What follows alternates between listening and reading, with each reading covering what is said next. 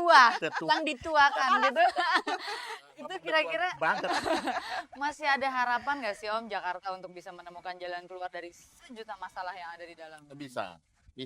Yaitu kita harus menemukan seorang gubernur yang dikatakan tadi bahwa Pemimpin. seorang pemimpin ya yang memang harus bisa juga memastikan bahwa hukum itu terlaksana, hukum itu berguna. Jadi sanksi itu juga dia lakukan. Katanya ya.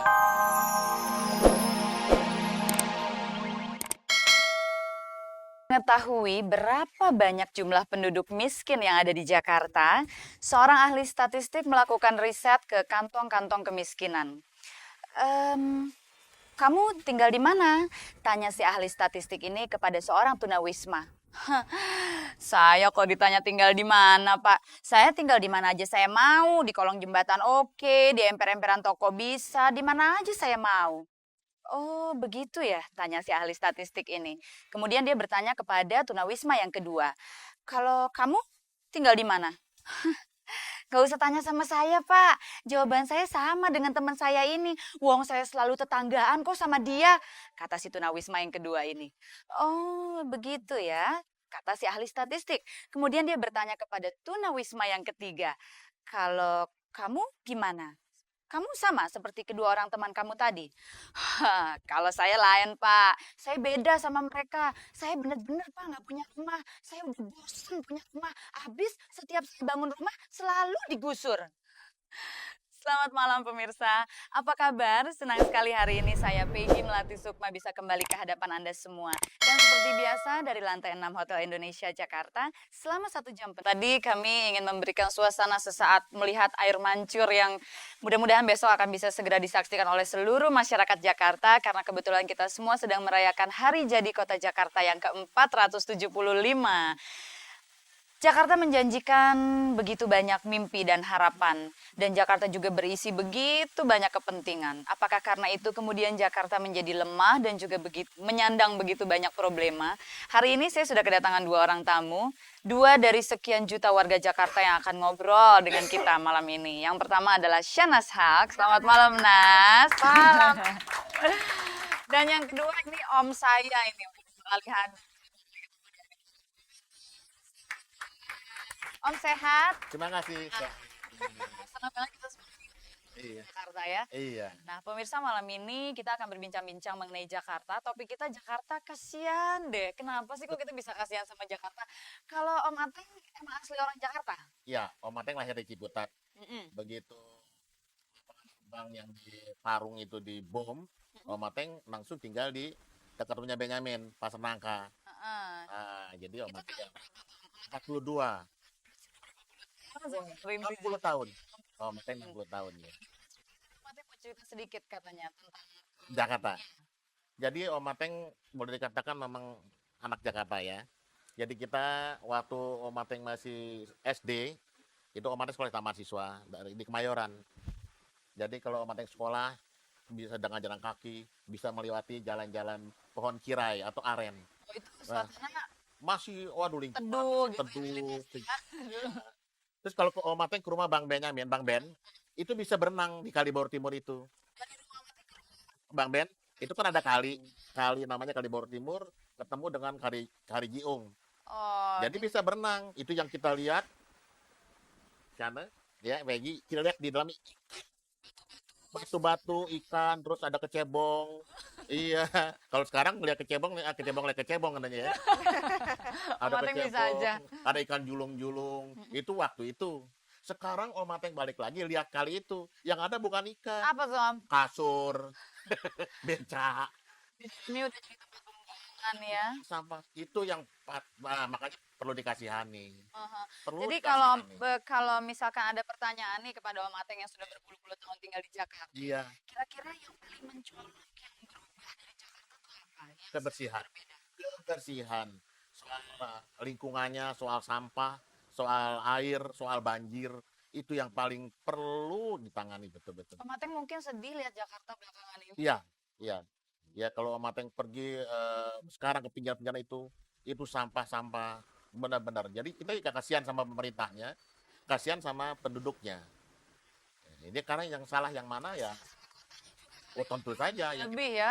Makanya kalau dibilang dikasihani itu benar. Sedih kita lihat Jakarta. Oke, Nas, kebetulan nih malam ini kita bintang tamunya salah satunya adalah Syahnas. Syahnas ini kan sarjana teknik lingkungan. Jadi kita kayaknya bisa dapat banyak masukan soal lingkungan nih Om dari Nas. Nggak tahu Nasnya ini dirasakan oleh seluruh warga Jakarta atau enggak, tapi kayaknya sih tata kota Jakarta tuh belakangan ini makin semrawut ya nggak sih Nas? Betul, itu juga Om Ateng sudah tadi katakan keluhan-keluhan semacam itu memang secara matematisnya seperti itu yang namanya manusianya terlalu banyak di Jakarta, terlalu banyak penduduk yang ada di Jakarta. Sehingga perhitungannya itu akan berbanding lurus dengan polusi, dengan pembuangan sampah, dengan kesehatan kota. Sehingga apa yang harus dilakukan adalah mengurangi jumlah penduduk yang ada. Nah, saya jadi teringat zamannya Bang Ali Sadikin dulu menjadi gubernur. Betul. Tidak boleh sembarangan orang bisa masuk ke Jakarta. Ada kerjaan nggak? Kalau nggak ada kerjaan tidak bisa masuk. Nah, rasanya kan mau pergantian gubernur nih sekarang ya. Jadi Nas titip pesan kali ya. mereka mesti banyak-banyak baca bukunya Bang Ali. Karena Bang Ali kan bikin buku di situ kita bisa belajar apa yang telah dilakukan. Memang Bang Ali kan tipenya yang saklek. Tapi Iya. sakleknya itu ada betulnya lah. Ada manfaatnya lah ya. Betul. Soalnya memang kalau tidak makin banyak Peggy. Jadi Kembali- sampah juga, polusi tanah, polusi udara. Satu rumah punya 3 mobil setiap pagi jalan semua mobil-mobilnya. Iya. Ya, kembali ke masalah tata kota tadi, Nas. Berarti kalau tata kota yang berantakan itu pasti akan sangat berpengaruh terhadap kondisi lingkungan Jakarta sendiri ya. Pasti. Pengaruhnya akan sangat besar. Kalau misalnya yang betul sebuah tata kota adalah infrastrukturnya dibikin, infrastrukturnya jadi, kotanya jadi. Sementara kalau kita kotanya sudah jadi, infrastrukturnya tidak ada. Sehingga seringkali kita lihat ada galian. Galiannya nih apa emang betul-betul mesti digali apa Atau cuma enggak? aja mau cari duit aja. Nah, itu sering terjadi di Jakarta. Iya. Jadi memang mesti kita pikir betul-betul banyak hal yang mesti kita kerjakan untuk Jakarta. Kalau kejadiannya seperti ini, Nas, jadi sebetulnya yang mesti disalahkan siapa nih sekarang nih kalau Jakarta udah jadi seperti ini? Satu yang mesti disalahkan pimpinan. Oke. Karena apa? Segala sesuatu dipegang oleh pimpinan yaitu peraturan. Iya. Pimpinan mempunyai hak prerogatif untuk bikin peraturan. Kalau peraturannya sudah ditegakkan, otomatis pelan-pelan akan bisa tertata dengan baik. Salahnya di Indonesia, Peggy, kita mesti mengakui semua bahwa whom doing what-nya nggak jelas. Iya. Kadang-kadang menjabat sesuatu tapi tidak tahu apa yang Betul. harus dilakukan. Tidak sesuai dengan kapasitas dan porsinya, mungkin gitu kali Iya. maksudnya. Oke, Om Ateng, dari apa yang disampaikan Nas nih Iya. mengenai lingkungan, Iya. mengenai Jakarta. Iya. Jadi sebetulnya Om, Jakarta tuh udah pantas belum sih disebut metropolitan, gimana kalau kata Om Ateng? Belum. Belum. Belum ya? Ya, sebab kalau kita lihat memang sebagian baru kita lihat ada gedung-gedung metropolitan kan artinya kan luar biasa kan, ya kota yang metro ya, Iya. metro benar. Jadi belum. Jadi kalau bisa ya, misalnya maaf ya, gelandangan-gelandangan orang-orang di kolong-kolong jembatan yang ada rumah yang tinggal di tempat sampah itu sudah teratasi dan kota itu bersih. Dan kalau banjir ya jangan saban tahun ya. Oh, selalu Mateng pernah hampir tenggelam. Iya, nanti Om Ateng ceritain sama kita ya soal banjir itu ya. Iya. Nah sekarang gini, Nas, Om Ateng, kalau katanya Jakarta selama ini kan selalu sudah menyebut dirinya sebagai kota metropolitan gitu.